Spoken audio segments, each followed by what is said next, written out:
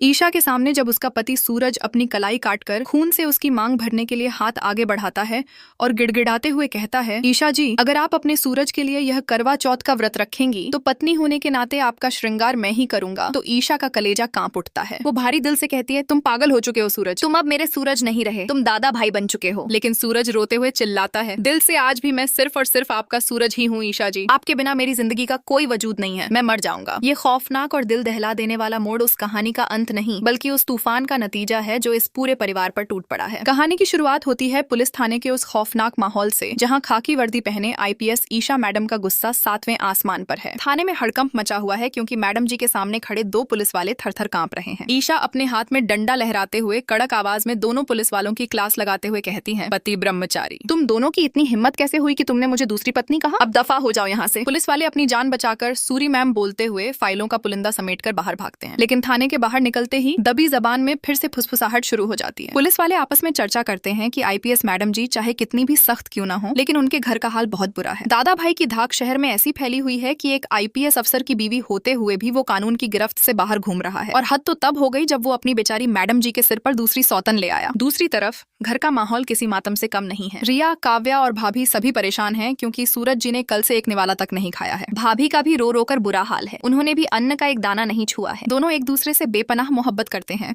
लेकिन सूरज के एक फैसले ने पूरे हंसते खेलते परिवार की खुशियों में आग लगा दी है। तभी घर में पूजा का प्रसाद आता है। रिया अपनी भाभी के पास प्रसाद लेकर जाती है, लेकिन ईशा गुमसुम बैठी रहती है और भारी मन से कहती है कि बाद में खा लेंगे। सूरज धीरे से कमरे में दाखिल होता है। उसके चेहरे पर पछतावा और दर्द साफ झलकता है। वो ईशा के करीब आकर कहता है, आपकी नाराजगी मुझसे है ईशा जी, कम से कम भगवान के प्रसाद से तो नाराजगी मत जताइए। क्या आप मुझसे जिंदगी भर बात नहीं करेंगी? ऐसे कब तक हम एक दूसरे से मुंह फेर कर गुमसुम रहेंगे? मुझसे ना सही, कम से कम घर के बाकी लोगों से तो बात कीजिए। आपके दिल में जो भी गुबार है उसे बाहर निकालिए, प्लीज बोलिए। ईशा की आंखों से आंसुओं का बांध टूट पड़ता है। वो सूरज की तरफ देखती है और उसकी आवाज में दर्द और कड़वाहट साफ छलक उठती है। ईशा कहती है, जानना चाहते हो ना कि मेरे मन में क्या चल रहा है? तो सुनो। मैं हर एंगल से सोचने के बाद भी बार बार खुद को समझा रही थी कि तुम गलत नहीं हो सकते सूरज। मैं फिर से अपनी आंखें बंद करके तुम पर अंधा भरोसा करना चाहती थी, लेकिन मुझसे नहीं हो पा रहा है सूरज। अब तो उल्टा मुझे तुम पर शक होने लगा है कि तुम्हारे दिल में कभी मेरे लिए सच्ची जगह थी भी या नहीं। इतनी आसानी से तुमने मेरी जगह किसी और औरत को कैसे दे दी? सूरज का कलेजा यह सुनकर छलनी हो जाता है। वो चीख कर रोते हुए कहता है, ऐसे कैसे सोच सकती हैं आप ईशा जी? ऐसा मत कहिए। लेकिन ईशा चीखते हुए उसे रोक देती है, बस सूरज,